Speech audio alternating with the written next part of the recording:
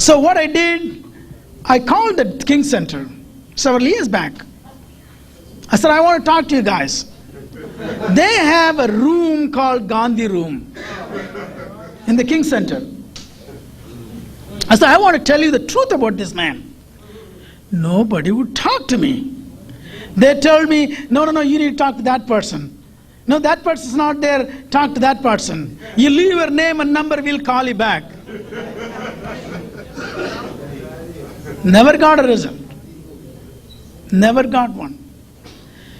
This person, I'm going to go back and read again about this Gandhi's nonviolence. Because I think when I read something, hopefully it will be more clear than...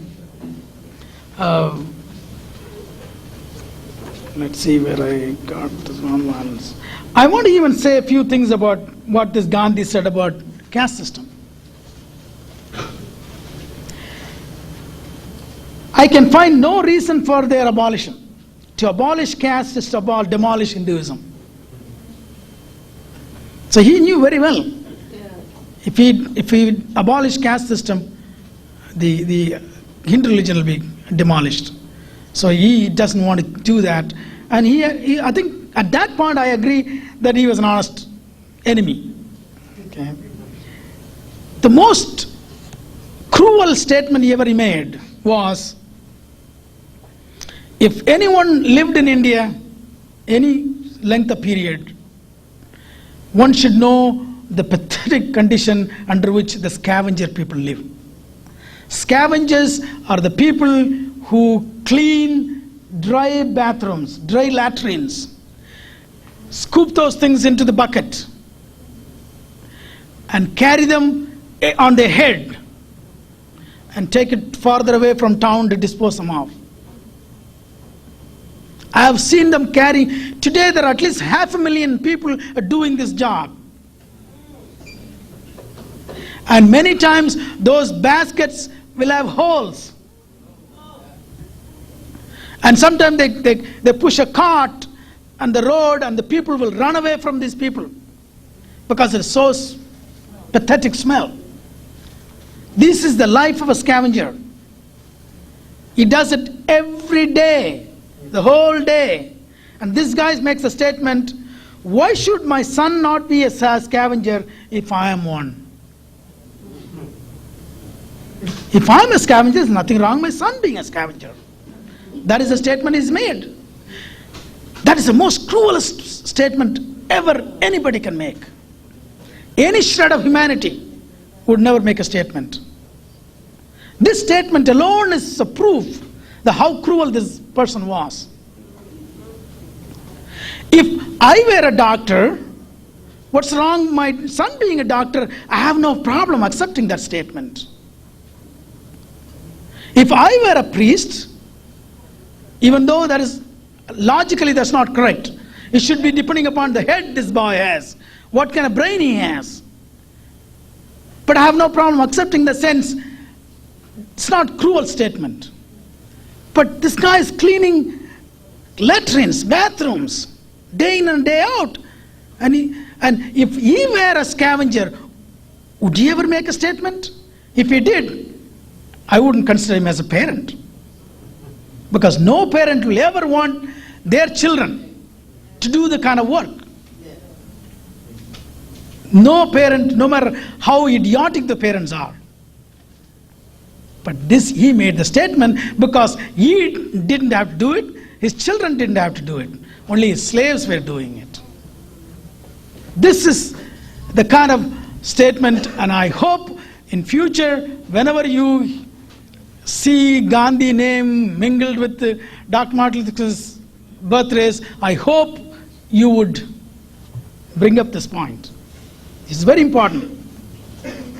He also says, it is good thing, he was talking about, somebody asked him a question, one of the British asked him a question, what if this guy, a certain caste, does some other caste duty, job, crossing the caste duty. He says, it is good thing for him not to arrogate a varna to which he is not born. I mean, he's not supposed to. If he's not born in that caste, he's not supposed to do that. It is by not doing it, it's a sign of true humility. According to Hindu belief, a person who practices a profession which does not belong to him by birth belongs to the varna in which he is born, no matter what profession he practices. But by not living up to it, he will be doing violence to himself and become a degrading being. It's all Gandhi statements. It's all Gandhi statements. I believe in caste division determined by birth, underline birth. And very root of caste division lies in birth. This is a direct quote from Gandhi. If anyone ever say that this guy worked for casteless society, they still make a statement. If you talk to the Hindu here, they'll say, oh, Gandhi worked for caste abolition. They have not read it. They didn't want to read it. They want to keep on lying. But these are the facts. As a matter of fact, he says, here he says, Shudra who only serves the higher caste as a matter of religious duty and who will never own any property, the gods will shower down flowers on him. This is the icing on the cake. Then he makes a statement, how is it possible that the untouchables should have the same right to enter all the existing temples? As long as law of caste and karma has the chief place in Hindu religion, to say that every Hindu can enter every temple is a thing that is not possible today. This is the non-violent, peace-loving Gandhi. Okay. I think somebody says Gandhi was perhaps 20th century most cunning and crafty fox in a saint's garb. The credit for saving Hinduism and transferring India from British imperialists to more dangerous Brahmin imperialists goes to Gandhi. That's what he did. He killed the untouchables with his kindness. It is a kiss of death.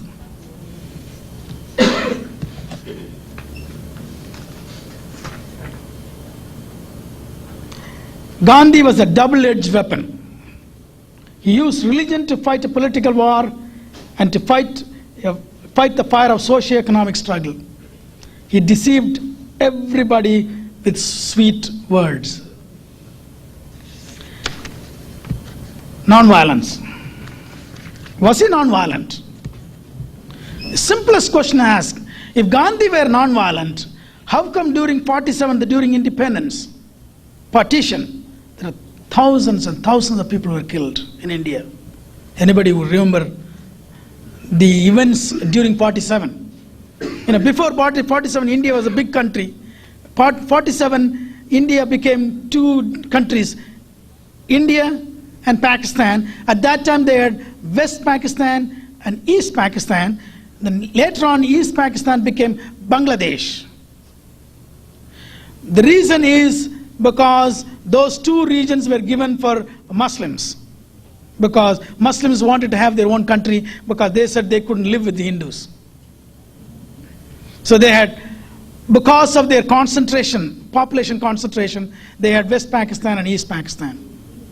Then later on, the West Pakistan tried to oppress the East Pakistans, so they had a fight, and India played the devil's role and got Pakistan broken into two pieces. So that became Bangladesh, and this became Pakistan. Okay? But during that time, hundreds of thousands of people were killed. Non-violent, bloodless violence, and then hundreds of people killing? It doesn't make any sense. But you keep hearing these lies again and again and again. He also calls during that time,